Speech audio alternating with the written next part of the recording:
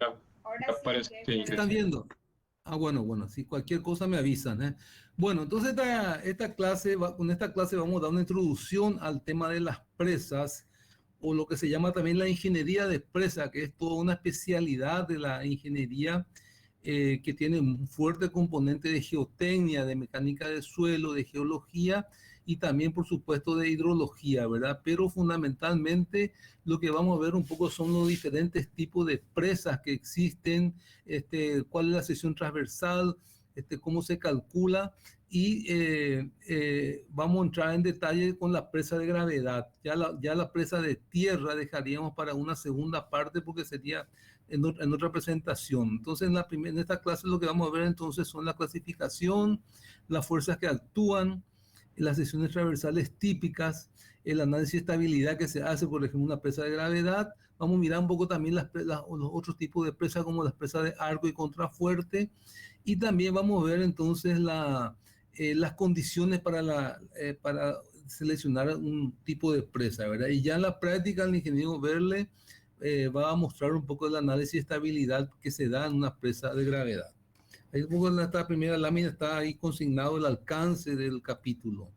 Bueno, hay varios textos que estoy usando para esta presentación. Entonces, uno de ellos, este libro que se llama Estructuras Hidráulicas.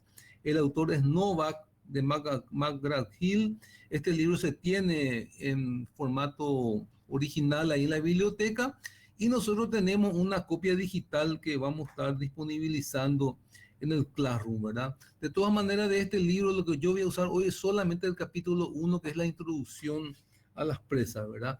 Y después también voy a estar utilizando otros libros digitales denominados Obras Hidráulicas 1 y 2 y otro texto que se llama Introducción a las Obras Hidráulicas, que voy a estar todo compartiendo al final de la clase en una carpeta del Drive de la clase.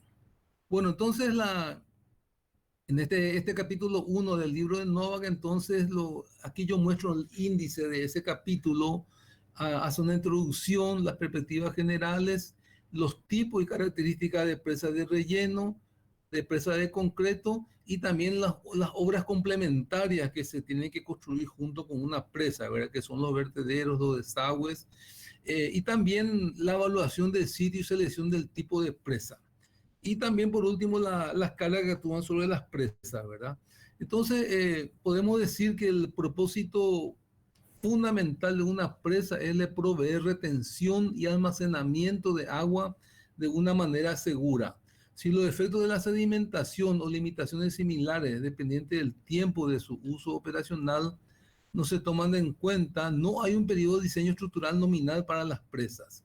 Por ejemplo, la presa de Itaipú se habla de una vida útil de 500 años, pero permanentemente se está evaluando, ¿verdad? Está controlado los sedimentos que ingresan porque se tienen varias presas. Ya hay una presa en Puerto Primavera, agua arriba, Salto Guairá, entonces ya es poco realmente el material que entra y más bien la erosión y sedimentación que se da en las cuencas laterales de Paraguay, Estado de Paraná, Alto Paraná, Paraguay y Estado de Paraná, Brasil, son los que generan sedimentos que van al cauce. Pero yo les comento que en alguna oportunidad estuve en Venezuela y visité una presa que en el año que se construyó ya se colapsó todo con sedimento porque era una presa de montaña.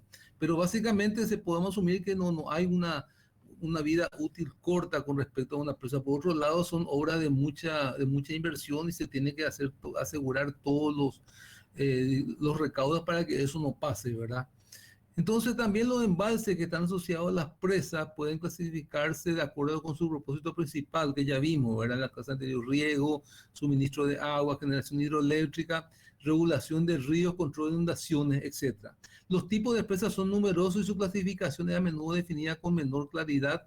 Dependiendo de los principales materiales de construcción utilizados, podemos hacer una amplia clasificación inicial en dos grupos. Después veremos una clasificación más detallada. Las presas de relleno, que se construyen con terraplenes o suelos enrocados, las pendientes de los paramentos aguas arriba y aguas abajo son similares y con un ángulo moderado, lo que produce una sección ancha y un volumen de construcción grande con respecto a la altura. Y el mejor ejemplo es la presa de Yacyretá, que tiene 20 metros de alto y bueno, Ya estuvimos viendo unas secciones de esas presas. Y después tenemos las presas de concreto que se construyen con hormigón armado, ¿verdad? Concreto reforzado. Los taludes de los paramentos son diferentes. El talud que está pegado al agua es vertical y el otro es relativamente tendido, ¿verdad? La presa de hormigón. Hay una estadística, yo quiero que tomen nota, la palabra ICOL es Comité Mundial de Grandes Presas, por sus siglas en inglés, tiene una página web, entonces esta clasificación que está en el libro, por supuesto, se va ampliando, ¿verdad? Pero básicamente nos muestra de que la mayor cantidad de presas en el mundo son presas de relleno, por ejemplo, de relleno, que su código ICOL es TE, tenemos 28.845 presas en el mundo, registro mundial prácticamente más del 80%. Claro, son las presas más económicas porque usa solamente tierra para su construcción. Y las presas de hormigón, incluyendo las presas antiguas de mampostería que ya no se hace, entonces sería cerca del 20%, donde ahí tenemos diferentes tipos de presas como vamos a ver a continuación. Tenemos la presa de gravedad, que su signo es PG, entonces que es la mayor cantidad de presas. Después tenemos las presas en arco, que son presas que se construyen en zonas montañosas. Tenemos las presas de contrafuerte, que es una presa de hormigón aligerada, que es el caso de Itaipú, que vamos a ver enseguida. Y tenemos las presas de arco múltiple. Entonces tenemos que el total de grandes presas en el año 84 era 34.000, pero esto, digamos, son las presas registradas, ¿verdad? Si vamos a ir a todas las presas para diferentes usos, inclusive minería, estamos llegando a más de 300.000 presas en el mundo, ¿verdad? Entonces, y por supuesto que tenemos acá una tabla que nos muestra eh, las grandes presas en el Reino Unido. Entonces son 535 y en Estados Unidos 5.449. Sin embargo, si sumamos todos los otros tipos de presas, los números son mucho mayor. Bueno, después aquí tenemos otra tabla que también no es una tabla actualizada, y me gustaría que algún grupo investigue un poco esto y nos pueda mostrar a los profesores las tablas actualizadas que están en ICOL. Pero fíjense, la presa más alta del mundo, tenemos la presa Nurek en la antigua Rusia, TE, que es una presa entonces de tierra. Entonces, TE, a ver un poco, sí, TE es presa relleno de tierra. En 1980 su periodo de construcción y su altura es de 300 metros de alto. Después tenemos una presa, la Gran Dicesse en Suiza, de presa gravedad, de 285 metros de altura. La presa Inguri en la antigua Unión Soviética, que es de arco, 262 metros, y así sucesivamente, como ven, para que tengan idea de los tamaños de las presas, ¿verdad? Después, por supuesto, hay otra clasificación tomando en cuenta los volúmenes. Ahí tenemos diferentes tipos y también con la mayor capacidad de embalse, que es otra forma de registrar las presas. Aquí, por supuesto, no estaba todavía registrado Itaipú en su momento. Está la presa Tucuruí en Brasil, pero no estaba todavía. Y por supuesto tampoco estaba la presa Tres Gargantas en China, que hoy es la presa más grande del mundo, que ya ha superado a la presa de Itaipú. Bueno, entonces como ven, tenemos entonces esta clasificación para poder tener idea de la cantidad de presas que se tiene, ¿verdad? Ahora bien, de punto de vista entonces de los materiales, una primera clasificación, vamos a dividir entonces las presas de relleno de tierra y las presas de enrocados, ¿verdad? Aquí no metemos todavía las presas de hormigón. Entonces las presas de relleno de tierra entonces usan arcillas, limos. Ahí tenemos entonces la clasificación de la cohesión entre 0,1 y 2 milímetros, que es el tamaño de la partícula. La resistencia entonces media y la permeabilidad muy bajo a medio, ¿verdad? Y las presas de enrocados que se usan como ataguías, entonces se usan entonces piedras de 2 a 600 milímetros con una fricción alta y una permeabilidad alta. De aquí podemos sacar la clasificación que está abajo. Tenemos las presas de relleno de tierra homogéneo, que es de un solo material. La presa de relleno de tierra zonificado con un núcleo central de un material más impermeable, que es la tendencia mundial, que es como se ha construido Yacyretá. Después tenemos la tierra, relleno de tierra zonificado puede haber una combinación con enrocado, ¿verdad? Y del otro lado tenemos las presas de enrocado zonificado con núcleo central o también con membranas. Entonces, esto sería una primera clasificación, ¿verdad? Entonces, aquí tenemos la presa de relleno de tierra, podemos decir que es de tierra cuando más del 50% del volumen del material entonces es tierra, ¿verdad? Estos son suelos seleccionados cuidadosamente para la ingeniería de compactación uniforme y se va, digamos, compactando por capas. Ahí el contenido de humedad, el control de humedad óptima es clave y la forma, digamos es prácticamente lo más delicado de la construcción de la presa de tierra. Y la presa de enrocado, entonces, incluye un elemento impermeable discreto de relleno de tierra compactada, concreto esbelto, una membrana para poder darle la impermeabilidad. Entonces, y podemos decir que es enrocado cuando más del 50% del material se puede clasificar como roca. Entonces, bueno, podemos hablar también de enrocado zonificado o una combinación de relleno de tierra enrocado también, ¿verdad? Y aquí tenemos las primeras imágenes, la imagen de arriba, entonces vemos una presa homogénea con un dren de pie. Vamos a ver enseguida que en esta clase de hoy no vamos a hablar de presa de tierra, pero el principal problema de la presa de tierra es la filtración de agua que se da a través de la presa, lo cual hace de que, digamos, tengamos que hacer una verificación de prácticamente la pendiente define el diseño de la presa, ¿verdad? Entonces un tema es el control de la filtración y el otro problema grave de la presa de tierra es la estabilidad, ¿verdad? Entonces puede fallar por un deslizamiento y son temas que vamos a ver entonces en una siguiente clase. Pero de momento hablemos de una presa homogénea con un dren de pie y fíjese la pendiente. M es M1, o sea, M es horizontal, vertical, entonces entre 2 y 2,5 es la pendiente. Como ven, un talud bien tendido.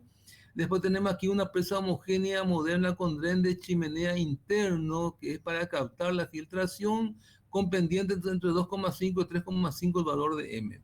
Abajo tenemos un núcleo con arcilla central, como es parecido a lo de Yacyretá. Entonces, y con las pendientes en ese rango, ¿verdad?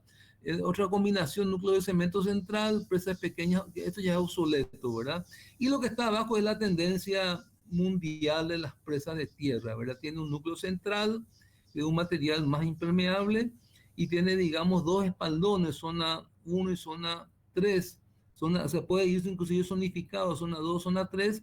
Entonces, con diferentes materiales, de tal manera que la parte más impermeable sea el núcleo central. Y por supuesto que también podemos combinar esto con enrocado, como se ve ahí.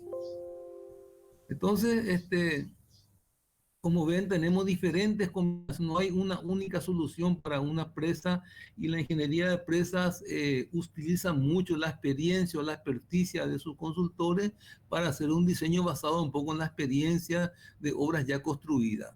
En algún momento también se usaron, digamos aquí, una cortina impermeable de un material de asfalto bituminoso para poder entonces reducir la pérdida de agua que se da a través de la presa. Entonces son diferentes combinaciones, ¿verdad?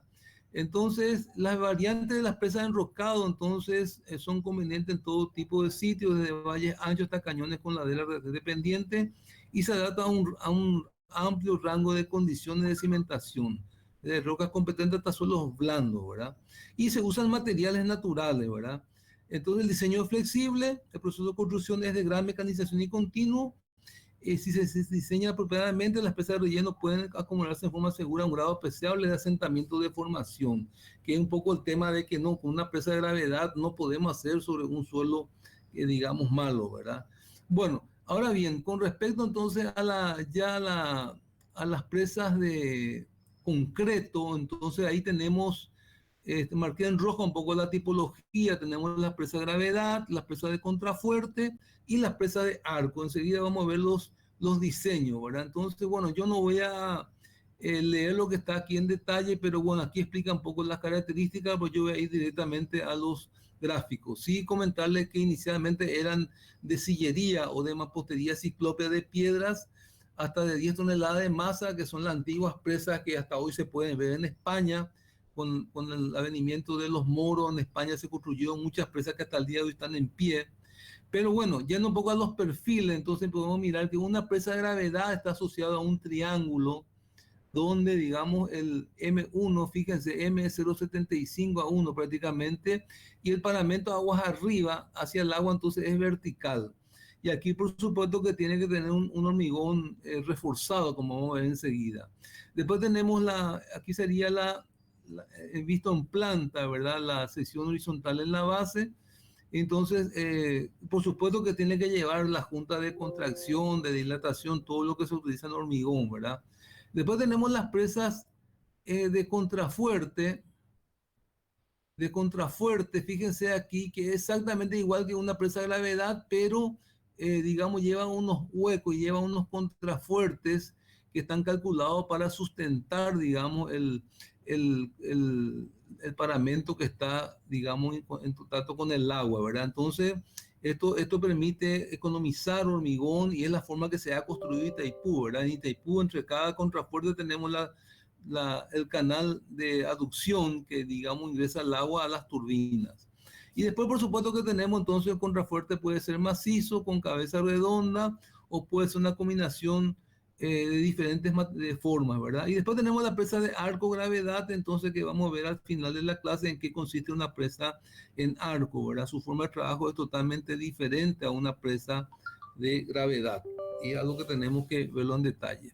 Aquí tenemos entonces un perfil transversal de una presa aligerada de gravedad, donde tiene, digamos, unos huecos para economizar material, ¿verdad?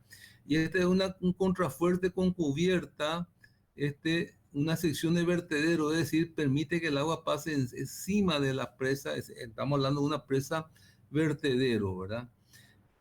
Después hay algunas otras combinaciones, ¿verdad? Como la ve aquí, tenemos arco múltiple combinado con contrafuerte o contrafuerte con pantalla plana. Entonces son variables adicionales a la presa de concreto.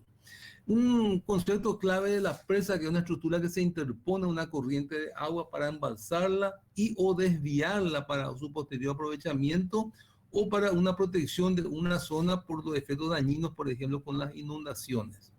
Entonces aquí, viendo un poco mejor los gráficos que demostré recién, tenemos entonces una presa de gravedad. Su principal esfuerzo es el empuje del agua, que va a tender a volcar o a deslizar la presa. Entonces tenemos que hacer unas verificaciones que vamos a ver en la parte práctica de esta clase, ¿verdad? El tema de la presa de gravedad, que fíjense que prácticamente la altura es igual a la base. O sea que si la presa tuviera 100 metros de alto como Itaipú, tendría que tener 100 metros la base. Entonces es prácticamente inviable, es mucho material lo que hay que usar. Por eso surge la presa de contrafuerte, que está formada de una pared impermeable situada agua arriba y contrafuerte resistente para su estabilidad, entonces situada aguas abajo, como se ve ahí. Y después tenemos la presa de arco, que aprovechan el efecto transmisor del arco para transferir los empujes del agua al terreno. Fíjense que el arco, digamos, la presa de gravedad y contrafuerte, entonces el peso propio es, digamos, el que sustenta el empuje. Sin embargo, un arco bóveda, entonces la fuerza, el empuje, se debe transmitir a unos apoyos. Entonces, la forma de trabajo es como un arco, ¿verdad? Fíjense el arco que está encima de una puerta, de un marco de arco, entonces, a dónde se transmite la fuerza, a los apoyos, ¿verdad? Los parantes. Entonces, digamos, el traslado de la fuerza es en forma horizontal y va a requerir unas condiciones muy especiales de los bordes, que tienen que estar en un lugar encajonado, encañonado. Y la presa de tierra collera, que ya vimos, entonces, tiene un material, un núcleo arcilloso, y es tratado químicamente con inyección de cemento, ¿verdad? Que la idea, su función es impermeabilizar, entonces, para reducir al máximo la filtración de agua, que puede hacer perder mucha agua del embalse. Y estos espaldones son de material granular ya pueden ser menos rigurosos desde el punto de vista de la impermeabilidad. Estas imágenes están tomadas del folleto, material de apoyo didáctico para la enseñanza y aprendizaje de la asignatura Hidráulicas 2, que tenemos un PDF que vamos a estar compartiendo. Ahora bien, según la altura, las presas se pueden clasificar como menores de 30 metros, las bajas, entre 30 y 100 metros las medias, y mayores a 100 metros las presas de altura. Esto tampoco es riguroso y tendríamos que revisar un poco lo que dice la clasificación de ICOL, ¿verdad? Y para calcular la altura de la presa, nosotros tenemos que, esto vamos a ver más en detalle cuando veamos el hidráulica de embalse, ¿verdad? Cuando veamos digamos, la característica de un embalse, entonces pues estás, digamos, la suma de 4 alturas, ¿verdad? Una altura de sedimentos, hay que tener en cuenta la altura correspondiente a la capacidad para aprovechamiento, la altura correspondiente a las máximas crecidas que podemos tener y luego una altura de borde libre que sería la seguridad, digamos, para llegar, digamos, al coronamiento. Bueno, ahora bien, con respecto al uso, las presas pueden clasificarse de acuerdo con la función más general que van a desempeñar, que puede ser presa de almacenamiento, que es lo más general, ¿verdad? Intercepta la correntía en época de lluvia y almacena para su utilización durante el periodo de estiaje. Por supuesto que para presas grandes tenemos que hacer una regulación de varios meses, inclusive interanual, ¿verdad? Los periodos de almacenamiento, como ahí está, pueden ser estacionales, anuales o más largos. Entonces, y sus usos ya conocemos, ¿verdad? Agua potable, recreación, cría de peces, animales salvajes, vida silvestre, generación de energía hidroeléctrica y riego. Después tenemos las presas de derivación, se construyen ordinariamente para proporcionar la carga necesaria a la altura hidráulica para desviar el agua a canales laterales u otro sistema de conducción y son construidos fundamentalmente para sistemas de riego, ¿verdad? Para llevar el agua, digamos, al área de siembra. Después tenemos las presas de retención o reguladoras, sirve para regular y retardar las crecidas o avenidas a través del almacenamiento temporal de los picos, para posteriormente liberar gradualmente y así minimizar los efectos dañinos. Esto para evitar exceso en la capacidad de conducción. Un ejemplo que tenemos en Paraguay de esto es la presa, el embalse Iguazú, que es una presa que está a 80 kilómetros de la presa Caraí y le envía agua. Es decir, ahí se junta agua de una cuenca gigantesca, casi tan grande como el lago artificial de Itaipú, y entonces cada vez que la presa de Caraí requiere agua, entonces hay una comunicación entre ambas presas y es la presa de Iguazú envía agua. Esa presa de Iguazú hay todo un proyecto para maquinizar porque tiene 20 metros de alto y hasta el día de hoy eso está esperando una definición, ¿verdad? Eso es en la clase anterior le había mostrado un esquema de la presa Acaraí donde se ve que a 80 kilómetros está esa presa de regulación. Bueno, ahora bien, según el proyecto hidráulico, la presa puede ser presa vertedora, se proyecta para descargar sobre sus coronas, es decir, transportar caudales por su cresta o de la del vertedero. Esta debe estar hecha de materiales, por supuesto, hormigón para que no se erosione. Y un ejemplo es la presa de Acaraí, ¿verdad? La propia presa de Acaraí es una presa vertedora porque encima tiene unas compuertas y permite entonces pasar excedencia de agua. Y después tenemos la presa no vertedora, que es lo más general. Se proyecta para el agua no rebase por su corona. Este tipo de proyecto permite ampliar la elección de materiales. Sirve para evitar la sobreelevación y están realizadas generalmente de tierra y enrocado, ¿verdad? Entonces, el tema de la presa vertedora que no está diseñado para el agua pasa encima. Por eso es muy peligroso, es muy exigente todo el monitoreo de una presa como Yacyretá porque no está diseñada para que si el agua llega a pasar encima, entonces puede fallar y colapsar toda la presa, ¿verdad? Vamos a ver después unos estudios de casos, unas presas que fallaron en el mundo, que se toman como lecciones aprendidas para nuevos proyectos. Y bueno, y la presa de tierra ya conocemos, ya hablamos de eso, más del 50% es el mismo material. Entonces, es la presa más común, interviene material en su estado natural y eso ya lo hemos visto, ¿verdad? La presa enrocado también ya hablamos, la presa hormigón de gravedad, entonces también ya lo vimos. Después, este es simplemente un resumen, ¿verdad? Presa hormigón contrafuerte, hormigón tipo arco, ¿verdad? Vamos a ver ahora la forma del valle y las fundaciones. Si, ¿cómo nosotros definimos qué tipo de presa vamos a colocar en función al valle, a la geometría? Por ejemplo, en la llanura, como en la zona yacyretá, la zona de planicie, entonces no pretendemos hacer ahí una presa en arco, ¿verdad? Entonces, y podemos tener entonces un valle ancho con depósito profundo de morrena, y se acaba una traducción, o materiales aluviales, que se ilustra en la página, enseguida le voy a mostrar la figura. Entonces, y ahí tenemos que tener en cuenta la deformación de la cimentación y la profundidad de excavación requerida, si favorecen la presa de relleno de tierra, ¿verdad? Entonces vamos a mirar un poco esa, ahí tenemos entonces, fíjense, tenemos aquí un valle ancho. Entonces en ese caso, por ejemplo, nosotros podemos tener depósitos aluviales o de morrena, dice, de más de 5 metros favorecen presa de relleno de tierra. Entonces, en este caso, por ejemplo, la indicación es una presa de tierra. Si tenemos entonces un valle con poco depósito, apropiado para presa de relleno de gravedad o de contrafuerte. Y si tenemos valle angosto con laderas y pendientes, entonces aquí sí está, es ideal para una presa en arco. Por supuesto que, digamos, las laderas tienen que ser rocosas para poder apoyar ahí los arcos, ¿verdad? Y en la figura de abajo, entonces, podemos tener una combinación, ¿verdad? Que es el caso de Itaipú, una parte de concreto, después continúa de tierra, ¿verdad? También ya se le está la misma cosa donde está el cauce principal, donde están las turbinas, todo es de hormigón, y después ya continúa, porque la presa de Suretá va hasta más de 40 kilómetros hasta San Comes y Damián por el lado paraguayo, entonces, y es toda una presa de tierra de bastante longitud. Entonces, un poco ahí lo que aquí hace el comentario que les dije, ¿verdad? Las ventajas y desventajas para poder colocar. Ahora bien, ¿cómo seleccionamos un tipo de presa? Entonces, la característica de cada tipo, una presa de relleno de tierra, entonces está apropiada para cimentación en rocas o en suelos con valles anchos. Puede aceptar asentamientos diferenciales. Se requieren rastrillos para horizontes más sólidos. Los rastrillos serían unas presas invertidas que se coloca para poder llegar a un estrato más firme, ¿verdad? Se requiere diversas clases de materiales para el núcleo, para la zona de los espaldones, para los filtros internos, etc. De enrocado, entonces, preferiblemente en cimentaciones de roca porque es material pesado, ¿verdad? Entonces, el de concreto de gravedad no podemos hacer sobre un suelo malo, ¿verdad? Apropiada para valles anchos siempre y cuando la excavación de roca sea menor de 5 metros. La meteorización de la roca, limitada de la roca aceptable, hay que verificar discontinuidad en la roca con respecto al deslizamiento. Esfuerzo con contrato moderado requiere llevar concreto al sitio de obra. Ese es un problema, ¿verdad? Después de contrafuerte, entonces, igual que la presa de gravedad, ¿verdad? Y por supuesto que hay un ahorro relativo con respecto a la presa de gravedad entre 30 y 60%. Y la de arco y bóveda están apropiadas para cañones angostos, sujeta a roca firme, uniforme, con resistencia alta y de formación limitada. Es decir, no podemos hacer una presa en arco en un valle ancho, ¿verdad?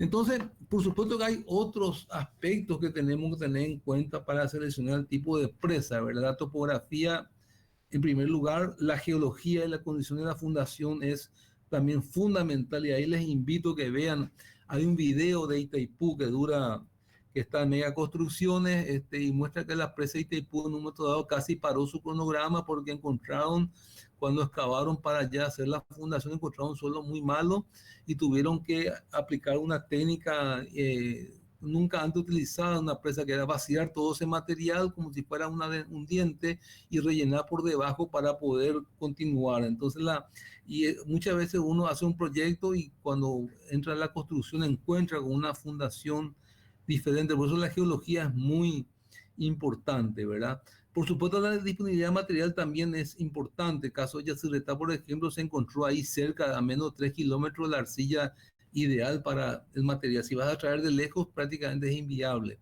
La hidrología, por supuesto, de que la disponibilidad de agua en gran parte influirá en el tipo de presa a construir. El tamaño y situación del vertedero, o sea, dónde colocamos el vertedero. Los sismos, también si estamos en una zona con región sísmica, entonces hay que tener en cuenta eso, sobre todo para el diseño de las sobrecargas, el propósito y costo-beneficio y la apariencia, ¿verdad? Todo tipo de una apariencia determinada compatible con la función que va a desempeñar. Bueno,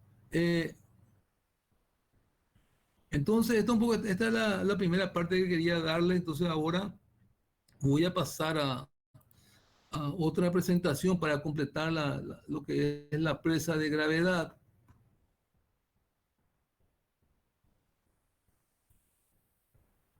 Un segundito. Por favor, y cambié de pantalla. Si se ve, ¿me están viendo la lámina? Se ve, sí, se ve.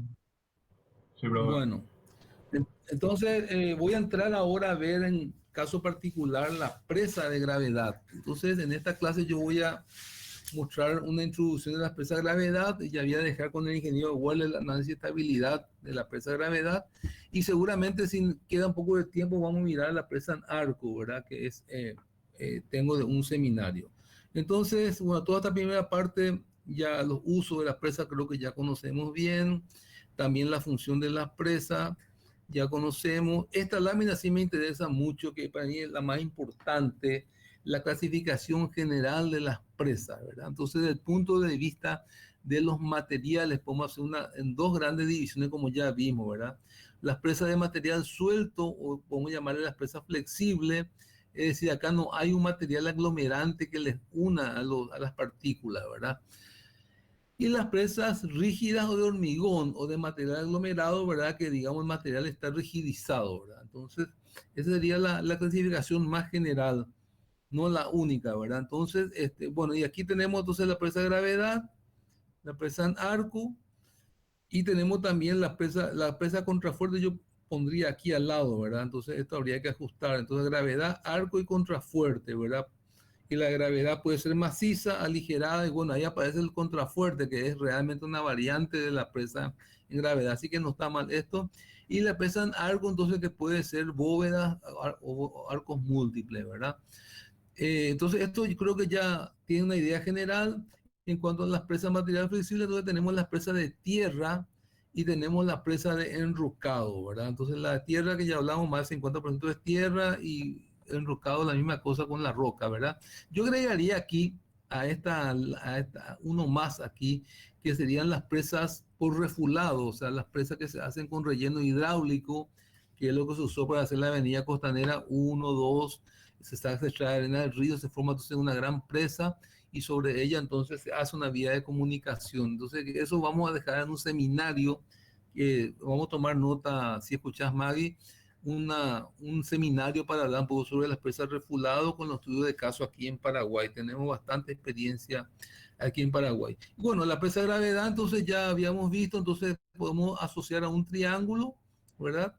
Entonces, y aquí tenemos el embalse, ¿verdad? Entonces, como todo material, no solamente en las presas, ustedes saben que no existe material 100% impermeable. Siempre tenemos una determinada porosidad y el agua tiende a entrar por las grietas. Entonces, y también por debajo, digamos, el agua de filtración entonces genera una supresión, aquí como vamos a ver enseguida con el estado de cargas. Acá tenemos el empuje, es un triángulo, ¿verdad? Y la supresión, entonces también esto tiende a levantar la presa. Entonces, hay dos barreras. Cuando vean enseguida la estabilidad, van a ver de que se puede, digamos, reducir la filtración mediante dos barreras. Uno es la cortina de inyecciones de cemento, y segundo, unos drenes perforados. Es decir, cuando yo voy a tener una red de galerías, y entonces esta galería tiene que ser, sobre todo esta, de un tamaño tal que pueda entrar una máquina perforatriz. Si la supresión comienza a aumentar, entonces yo tengo que inyectar acá cemento, crear como una cortina de inyecciones de cemento.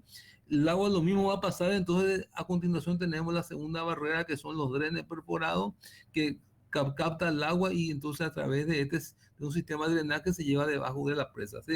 Es decir, la presa tiene dos etapas: la construcción, que puede durar entre 5 y 10 años, y la operación, que es de por vida. Durante la operación hay que hacer un monitoreo constante de diferentes elementos de la presa, ¿verdad? Justamente Itaipú, uno de los temas, la visita a la presa de Itaipú, que lastimosamente ahora en pandemia no podemos hacer, es entonces bajar la cota a -40. Entonces la presa tiene 100 metros de alto, ¿verdad? Pero 40 abajo se baja con un ascensor y se puede ver entonces todos los dispositivos que tiene Itaipú para poder ver esta cortina de inyección de cemento. Yo le pediría un poco a la delegada que me recuerde ahora en un email. Vamos a buscar una alternativa entonces a la visita de Itaipú. Voy a contactar un poco con la gente de Itaipú, de Andes, Yacyretá, a ver si podemos tener de parte de ellos un paseo virtual un poco por su aprovechamiento, de tal manera que en este semestre ustedes nos pierdan la oportunidad de ver en detalle algunos temas que interesan a las obras hidráulicas, ¿verdad? Entonces sería como alternativa al tema del COVID. Ahí tenemos una foto, una imagen de una presa de gravedad muy parecida a la de Itaipú, ¿verdad? Pero en este caso no es de contrafuerte, y aquí tenemos entonces el edificio, digamos, está la casa de máquinas, y debajo tenemos las turbinas, y acá tenemos, digamos, a un costado tenemos el vertedero que está, digamos, evacuando el agua de resida, ¿verdad? Ahí tenemos otra figura de una presa de gravedad que en el centro tiene, fíjense acá tiene, digamos, esta parte es el vertedero. Es una presa en arco, ¿eh? Perdón, presa de gravedad, puede ser con una curvatura. Y aquí tenemos la tubería de aducción que van a la casa de máquina, ¿verdad? Y aquí tenemos el vertedero por el cual entonces se diseña. Este vertedero hay que diseñar para un periodo de retorno por lo menos de 5.000 años para poder evacuar una crecida. Fíjense en la zona montañosa, entonces si hay una gran precipitación, el vertedero es el elemento dispositivo hidrológico más delicado de la presa, ¿verdad? Bueno, aquí tenemos entonces las partes de la presa, el coronamiento, ahí tenemos talud agua arriba, talud agua abajo, y bueno, entonces es una presa relativamente sencilla desde el punto de vista de la figura, ¿verdad? La presa en arco, entonces, como les dije, la presa en arco, entonces es como es una presa de hormigón, pero fíjense la forma que tiene, es totalmente diferente y se apoya, transmite, digamos, los esfuerzos, la fuerza horizontal a los apoyos, es decir, no hay una transmisión de fuerza al suelo, como el caso de la presa de gravedad. Y por supuesto hay una combinación de hormigón en arco, podemos combinar, digamos, con diferentes elementos de la presa de gravedad. Aquí tenemos una figura en la presa en arco, esta es una presa muy famosa de Estados Unidos que acaba de cumplir 50 años, donde se filmó inclusive películas famosas como de James Bond, ¿verdad? Entonces, y aquí tenemos entonces pueden verlo en internet, tenemos fíjense, los vertederos, entonces, y arriba es una vía de comunicación que comunica dos estados en Estados Unidos, ¿verdad? Entonces, es un ejemplo de las presas. Después tenemos la presa aligerada de contrafuerte. Como le dije, entonces, el contrafuerte lo que hace es alivianar y después lo demás es todo como una presa de hormigón, ¿verdad? Entonces aquí tenemos una presa de contrafuerte donde tenemos entonces aquí entre cada contrafuerte tenemos las compuertas radiales para regular el agua de un vertedero. Entonces ahí tenemos Bueno, esta parte voy a saltar porque ya lo vimos, ¿verdad? Entonces las condiciones para el ejercicio de presa, entonces, y la presa de gravedad, entonces, se compone de hormigón, ¿verdad? Como ya les dije, entonces aquí tenemos la fuerza actuante que van a ver en detalle ahora con el ingeniero Verle, ¿verdad? Pero básicamente tenemos peso propio, ¿verdad? Una fuerza vertical hacia abajo. Si la presa tuviera, digamos, esta forma, aquí vamos a tener un peso del agua que está encima que también va a ayudar a la estabilidad. Aquí tenemos la supresión, que de una manera general tiene una forma trapecial, pero también puede ser horizontal si acá llega a cero. Entonces ahí tenemos la fuerza, digamos, del empuje del agua. Aquí también tenemos el agua que está encima, ¿verdad?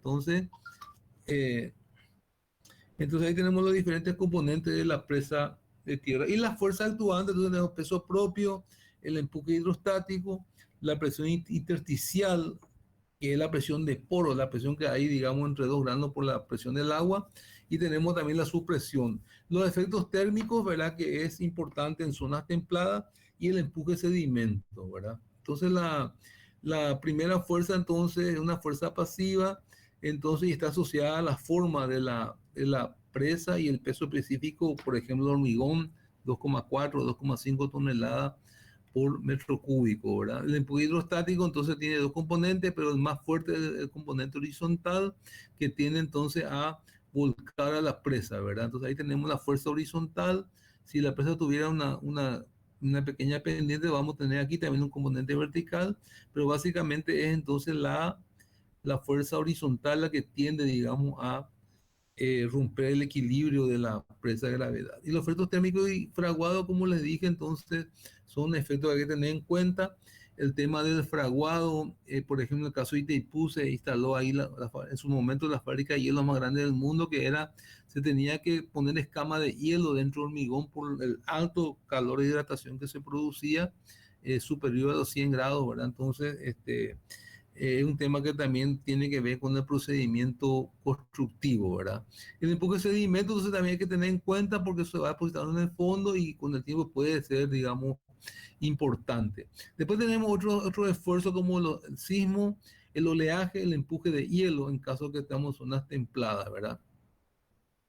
Y después las condiciones de solicitaciones con envase vacío, entonces actúa solamente peso propio y hay variación de temperatura. Con el envase lleno, entonces tenemos peso propio, el empuje hidrostático, la presión de poros, el empuje de sedimento, empuje de hielo y variación de temperatura.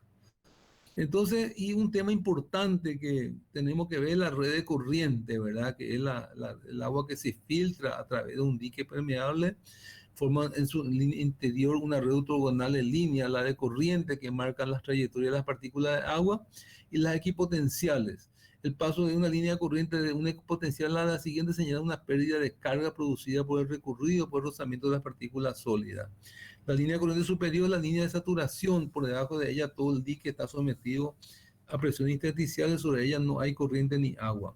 Una presa de hormigón saturada se forma también una red de filtración. Vamos a ver con más detalle el tema de filtración en la presa de tierra, pero aquí les muestro entonces, aunque su permeabilidad es baja, tenemos entonces, esta sería, digamos, una presa, la línea de corriente superior sería esta, ¿verdad? Por encima tenemos ya, no hay, digamos, presencia de agua, y aquí tenemos las diferentes líneas de corriente y las equipotenciales, que nos permite tener una caída de potencial desde agua arriba hasta agua abajo, ¿verdad? Ahí tenemos diferentes esquemas, ya una presa de gravedad, entonces con las presiones intersticiales también, ¿verdad? Entonces, bueno, y las consecuencias del análisis de corriente, entonces, es de que al producir el agua que filtra produce un esfuerzo de rozamiento en cada punto en dirección a tangente de la línea de corriente, una intensidad proporcional a la pérdida de carga. Luego el empuje no ejerce en el parámetro, sino a lo largo de la línea de corriente, conforme señala la flecha de la figura, ¿verdad? Que vimos en la figura anterior. Bueno, después tenemos que, vamos a ver enseguida en la estabilidad que tenemos que controlar esa supresión, ¿verdad? ¿No? Tenemos que buscar mecanismos para evitar que se reduzca eso. Entonces hay diferentes esquemas. Nosotros, fíjense, aquí tenemos esta sería la supresión original que está con la línea punteada. Si nosotros colocamos elementos para controlar, podemos reducir la supresión, inclusive anular esto, con lo cual se consigue una eficiencia en la presa. Entonces hay diferentes mecanismos para colocar, digamos, donde hay elementos para captar esa agua y llevar entonces hacia agua abajo. Y entonces, por supuesto que tenemos que tener una red de vigilancia y de drenaje, ¿verdad? Entonces, quiero que tomen nota, si les preguntamos en un examen, el esquema general de una presa de gravedad es ¿verdad? Donde habría que anotar aquí que este es el coronamiento arriba, que puede ser, digamos, inclusive una vía de comunicación. Este es el talud aguas arriba, que tiene que ser hormigón enriquecido.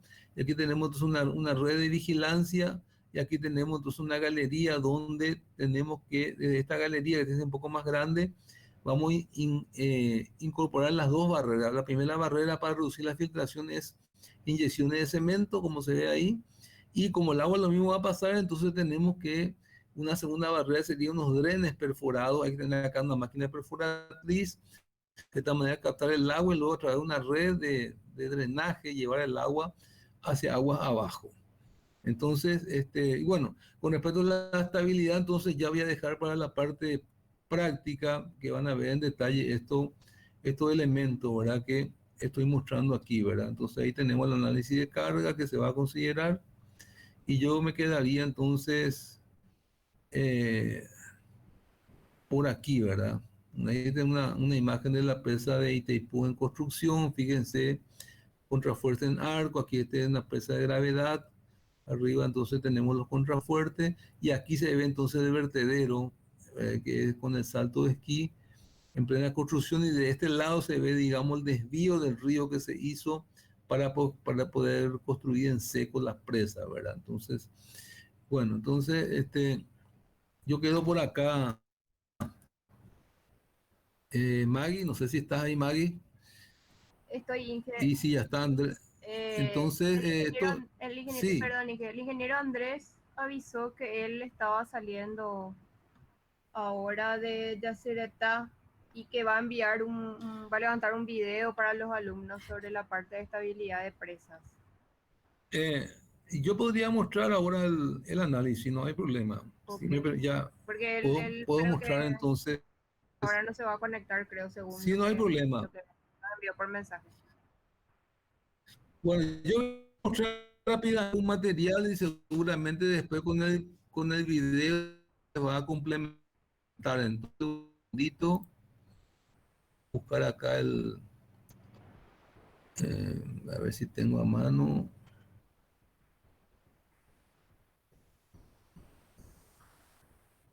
segundito.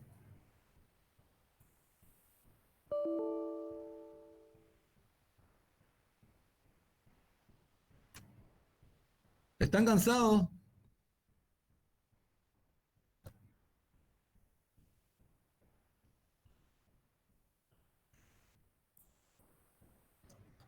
Bueno, eh, bueno, a ver si están bien los alumnos. Seguimos. Sí, profe, vamos a ir. Seguimos. Bueno, entonces yo voy a presentar un material entonces en PDF de análisis que seguramente después Andrés con el video le va a complementar, ¿verdad? Entonces, pero antes de eso, entonces sí voy a usar entonces las últimas láminas de mi presentación. Ahí está. Bueno, entonces análisis de estabilidad. Toda la empresa debe cumplir para todas las solicitaciones previstas una doble condición. Debe ser estable y resistente. La primera exige que el sistema de fuerza al que esté sometido a acciones exteriores y reacciones del terreno estén en equilibrio. La segunda, que el material sea capaz de soportar con el coeficiente de seguridad las máximas tensiones que se producen. Entonces, las presas de gravedad y la materia de sueldo trabajan real o prácticamente con fuerza contenida en planos verticales normales a su coronación, por lo que el cálculo es bidimensional.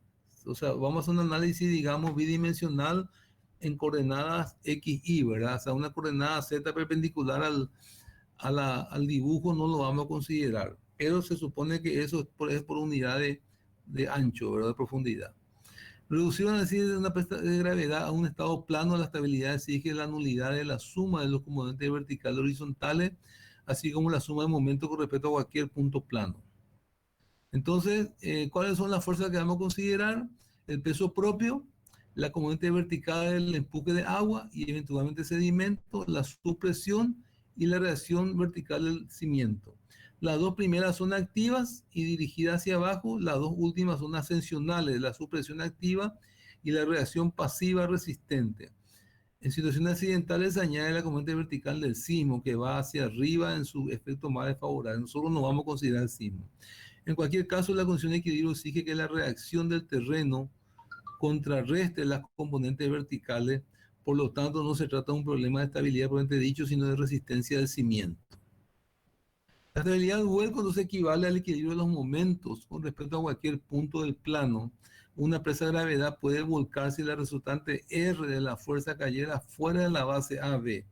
Para que esto no ocurra, el momento M del conjunto de fuerza activa respecto a B debe ser negativo para dar lugar a una reacción dentro de la base, ¿verdad? Entonces aquí tenemos nuestro esquema de carga. Entonces aquí vamos a asociar a un triángulo la presa. Entonces si H es la altura de la presa y M es la tangente del ángulo alfa, entonces la base va a ser MH. ¿Me siguen? Entonces H es la altura y MH es la base, que está en función del ángulo alfa. Nosotros estamos realmente buscando el ángulo alfa para que verifique las condiciones de estabilidad. Y la fuerza tenemos, entonces la F sería la fuerza debido a, digamos, al empuje del agua, P el peso, V es la supresión y después tenemos la normal, ¿verdad? Como se dijo. Y con respecto al deslizamiento, la presa está sometida fundamentalmente al empuje hidrostático, ya como ente predominante horizontal y actúa por lo tanto paralela a la base. La base es por lo tanto una sección de comprobación obligada y más si es de contacto con la roca. Entonces, en la estabilidad del deslizamiento lo que vamos a hacer entonces es, vamos a hacer sumatoria de fuerzas horizontales, donde entonces la fuerza de rozamiento es la que se va a oponer a la fuerza F que va a tender a deslizar, ¿verdad? Y aquí digamos, la fuerza de rozamiento que es normal por mu, por coeficiente de rozamiento, la normal va a ser la diferencia entre P y B, ¿verdad? para el análisis. Bueno, entonces seguida les muestro los cálculos, ¿verdad? Pero también tenemos que ver las condiciones para evitar tensiones de tracción y evitar también que se supere la tensión admisible a la compresión. Es importante que el hormigón sea de gran resistencia, sobre todo muy homogéneo para evitar así fisuras que son muy dañinas a la presa. Estas fisuras también se dan cuando el hormigón trabaja a tracción o cerca de su tensión admisible a la compresión. Para calcular la tensión de tracción en cualquier punto de la presa, por ejemplo, a una profundidad Z de la superficie, y además para un ancho unitario de presa, realizamos lo siguiente. Bueno, aquí voy a pasar al detalle. Aquí no tengo las láminas que vamos a ver enseguida. Y después tenemos, pero de todas maneras, la condición de tracción, lo que nos tenemos que permitir es que haya tensiones de tracción en el paramento de la presa, porque una tensión de tracción va a tender a abrir, digamos, fisuras y por ahí puede entrar el agua. Entonces se busca, digamos, que no tengamos tracción en lo posible en una parte del paramento. Y la última condición es la condición del Levy, que tenemos que eliminar el peligro de las supresiones que resultan de la introducción del agua en las grietas que podían formar el paramento mojado, lo cual se logra generar una presión de compresión mayor que la supresión, con lo que se puso todo el agua de la grieta horizontal. Entonces ahora sí voy a pasar a la otra. Aquí está. Entonces, vamos a ver entonces por supuesto, la combinación más desfavorable es cuando está ya, digamos, cargado con agua el embalse, ¿verdad? Pero después no vamos a tener en cuenta el momento del sismo ni el hielo, ¿verdad? Entonces la estabilidad del vuelco, entonces ahí tenemos el esquema, entonces ahí tenemos la figura, ¿verdad? Con todas las fuerzas, tenemos la fuerza F horizontal que se da digamos, a esta distancia de su 2, ¿verdad? Que es un tercio de la altura. Después tenemos la fuerza, el peso propio, entonces que se da, digamos, es la fuerza, digamos, que actúa, digamos, dentro del núcleo resistente a 2/3 de la base, y también la supresión, que es la base es MH, ¿verdad? Entonces, y ve la supresión, y M la tangente del ángulo, ¿verdad? Entonces, M sub E vamos a tomar el momento estabilizante y MB el momento de vuelco. Esos son los dos momentos que tenemos que calcular. Por supuesto, el estabilizante va a ser el peso, ¿verdad? Y tanto la fuerza F como B van a ser momentos de vuelco. Tenemos que tener en cuenta un peso específico de hormigón, que vamos a llamarle el momento gamma HO, que básicamente es 2,4, 2,5 toneladas por metro cúbico, y el peso específico del agua, ¿verdad? Que se toma 1 tonelada por metro cúbico. Y M, por supuesto, que era tangente del ángulo alfa. O sea, nosotros lo que estamos buscando realmente es cuánto debe valer alfa para que se den las condiciones de equilibrio.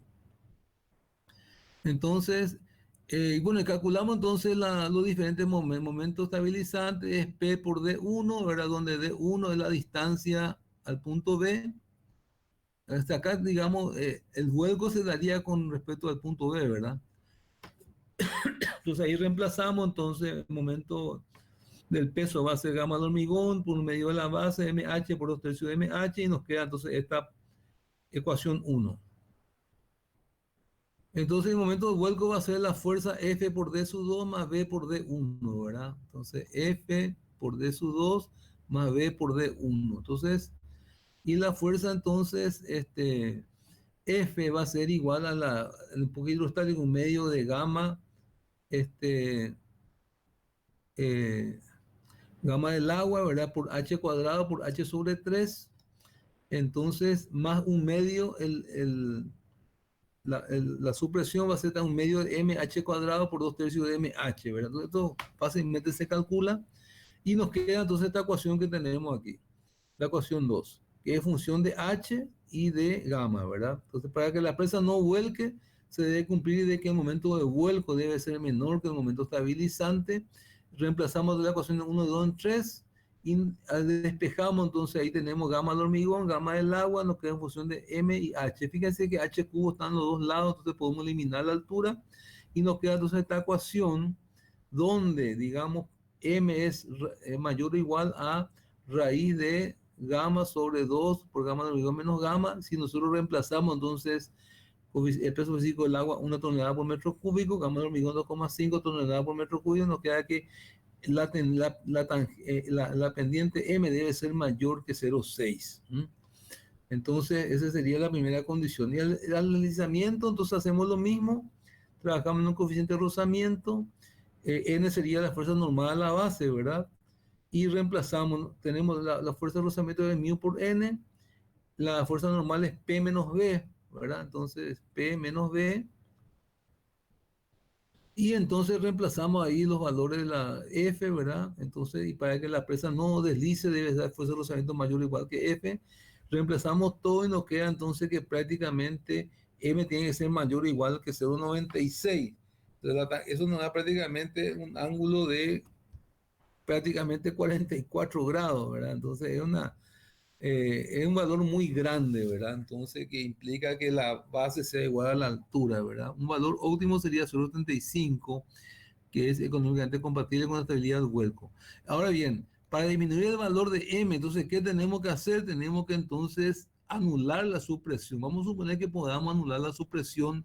En esta ecuación le reemplazamos, entonces nos va a dar entonces que M se reduce a 0,55. ¿Eh? Sí, una hipótesis de anular la supresión. Ahora bien, observando los dos valores que hemos tenido al momento del hueco de deslizamiento sin supresión, vemos que primero la presa tiende a deslizar. Este es el motivo por el cual es tan importante disminuir el efecto de la supresión mediante los órganos, red de drenaje, cortina de inyección, citados con anterioridad. Entonces, una pregunta que le vamos a poner en el parcial es, en las condiciones normales, ¿qué ocurre primero? ¿Vuelca o desliza? Y en la condición, digamos, de anular la supresión, ¿qué pasa? Entonces, esas son ya dos preguntas concretas para el examen, para los 30 y algo que están presentes. Bueno, condiciones para evitar la tensión de tracción y que supere la tensión admisible de compresión del hormigón, entonces tenemos que calcular el valor de Z. Entonces, a una determinada altura se saca entonces por la resistencia de materiales. Entonces, vemos que sigma N sobre A más M por I sobre I, que es el módulo resistente. Entonces, aquí están los valores, el valor del módulo resistente, ahí tenemos la figura, entonces a cualquier altura Z, entonces vemos, entonces calculamos sigma 2 y sigma 1, y lo que se busca es que estos valores entonces no sean negativos, ¿verdad? Entonces calculamos sigma 1, sigma 2, y entonces vemos que para que no exista tracción, el sigma 12 entonces tiene que ser, que está en el paramento aguas arriba, debe ser mayor que 0, o sea, no negativo, ¿verdad? Entonces ahí ponemos el valor ahí, nos da que M tiene que ser mayor o igual que 0,65. Si tomamos M igual a 0,65, entonces tenemos entonces que, bueno, ahí nos da una altura mínima para que no exista tracción, ¿verdad? Una determinada hipótesis. Y por último, ya para terminar la condición de Maurice-Levy, entonces, que para que no haya el peligro de supresión, entonces de que se introduzca agua por las grietas, entonces el sigma sub 2 debe ser mayor o igual que la supresión. Reemplazamos entonces ese valor ahí, ya teníamos sigma 2, y esto nos da entonces que M tiene que ser mayor o igual a 0,84. Este valor de M en el parámetro se hace impermeable y no penetra agua. O sea, ahí la conclusión es poner entonces un hormigón muy impermeable en la primera capa que está en contacto con el agua, para tener un hormigón súper impermeable para evitar esto. Entonces, de todas maneras, luego de haber realizado todas las verificaciones, se llega a la conclusión de que disminuyendo la supresión se tiene una sección más económica y la presa falla primero por deslizamiento, un valor óptimo aceptado de M igual a 0,75. Bueno, entonces esto es lo que Andrés le iba a mostrar y seguramente le va a hacer un video para explicar mejor, pero yo creo que con esto damos por concluida la clase de hoy.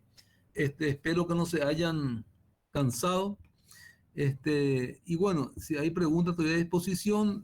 Todos los materiales que hoy, tanto la presentación como el material de apoyo, voy a cargar en el Classroom, en el capítulo dedicado a presas. Bueno, ¿algún comentario?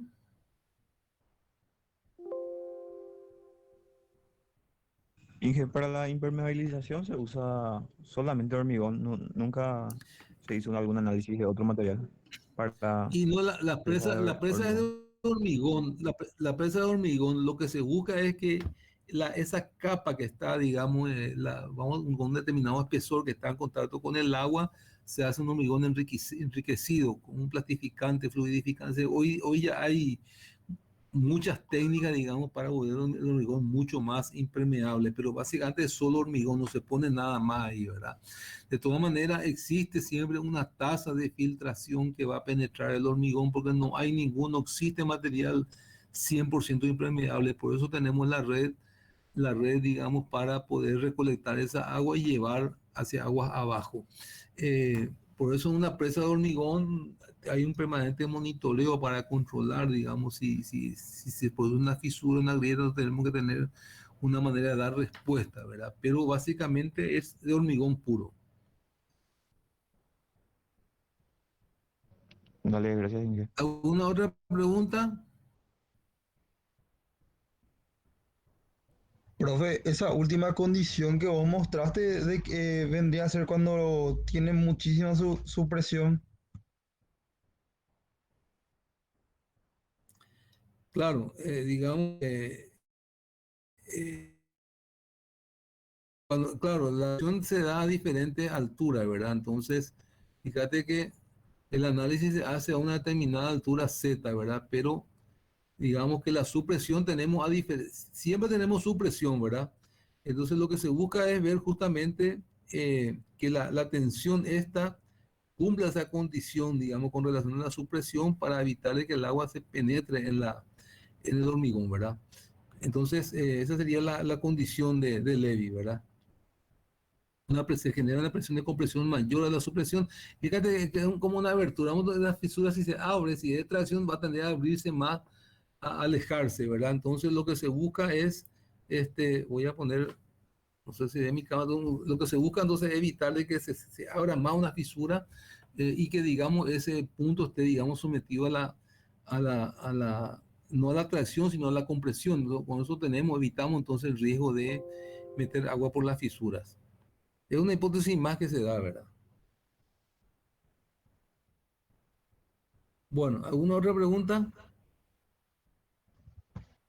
¿El coeficiente de rozamiento cómo se determina en esos Y ese casos? valor se ¿Requiere una? toma experimentalmente se toma 0,75. Creo acá, claro, tenemos que adoptar nosotros un valor y aquí creo que se adoptó 0,75. A ver un poco, vamos de ahí para atrás. En, ahí está, mu 0,75 es el valor que se adopta para este caso de este cálculo didáctico, ¿verdad? Pero evidentemente es un valor, como vos estás diciendo, se tendría que confirmar en el terreno y, por ejemplo, para el caso del contacto de la presa de hormigón con la fundación, se busca que no sea algo liso, que sea algo dentado, o sea, que, digamos, con las rocas, que haya, digamos, mayor rugosidad posible. Pero este es el valor que se adopta a los efectos de este cálculo. Bueno, yo creo que tiene una visión general de los diferentes tipos de presa. No entré en detalle a mostrar cómo se calcula la presa en arco, ¿verdad? Pero básicamente eh, hay una condición para calcular el ángulo del arco que voy a adjuntar un material de un seminario de años anteriores para que ustedes puedan ver ese detalle, digamos, del cálculo de la presa de arco, ¿verdad? Pero, ya que podemos, por lo menos le voy a mostrar un esquema de la presa en arco. Este es el material que voy a adjuntar, un resumen sobre presa en arco. Entonces, lo que quiero mostrarles de este es un seminario de otro año, ¿verdad? Entonces, les quiero mostrar cómo, bueno, aquí está el cálculo, digamos, digamos, acá tenemos un arco. Están viendo, ¿verdad? Un arco, entonces digamos, el ángulo alfa se tiene que calcular y entonces hay un método de cálculo que está aquí y básicamente tenemos los apoyos tienen que tener, digamos, una condición de resistir el empuje, ¿verdad? Y entonces le quiero mostrar un esquema de esta presa, a ver un poco, y se calcula por la fórmula de los tubos de resistencia a materiales, ¿verdad? Entonces, la fórmula de los anillos, ¿verdad? Entonces, ahí tenemos diferentes elementos. Aquí en Paraguay prácticamente la única presa, algo que alguna vez se hizo fue la presa, digamos, en Itaipú para poder cerrar el río, ¿verdad? Que después se dinamitó cuando ya se construyó, ¿verdad? Entonces, quiero mostrar el perfil de la presa de Arco, es lo que quiero mostrarle.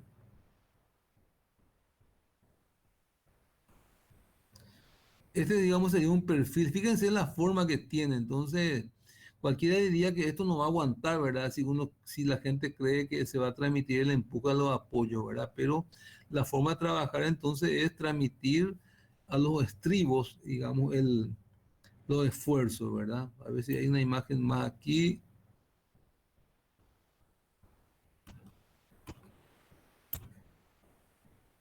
Ahí tenemos, fíjense ahí tenemos una presa en arco, entonces, y al costado tiene el vertedero, ¿verdad? Entonces, bueno, en zonas montañosas se usa muchísimo porque economiza muchísimo el uso de hormigón, ¿verdad? Entonces, fíjense, esta es una presa Valdecañas, Río Tajo en España. Y bueno, aquí también tenemos unos elementos de contrafuerte que no voy a entrar ahora en detalle, ¿verdad? Este, Básicamente es como calcular una pantalla de hormigón con un contrafuerte, ¿verdad? Entonces, y hay muchas combinaciones, ¿verdad? Podemos combinar, por ejemplo, contrafuerte con arco. En fin, tampoco pretendemos dar todo un curso de presa, ¿verdad? Que tengan la idea general de la presa y bueno, que vean, acá está el contrafuerte, cómo funciona, ¿verdad? Entonces, la tendencia es justamente las presas hormigón, hacerla con contrafuerte porque economiza fuertemente el consumo de hormigón, ¿verdad? Que es, bueno, entonces eso yo creo que dejaría por aquí entonces la, la clase de hoy. No sé, Maggie, si tenés algún anuncio o comentario para los alumnos.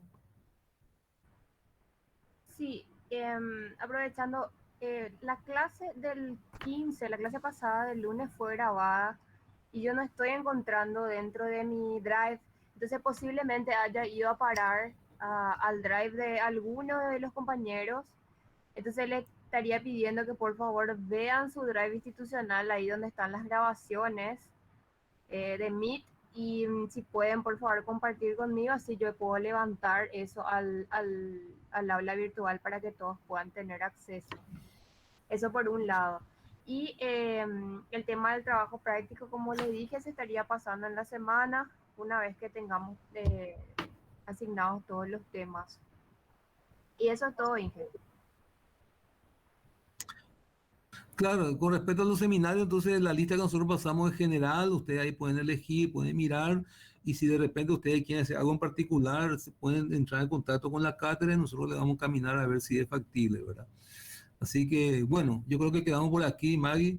Bueno, un gusto, alumnos, así que nos vemos el otro lunes, Dios mediante.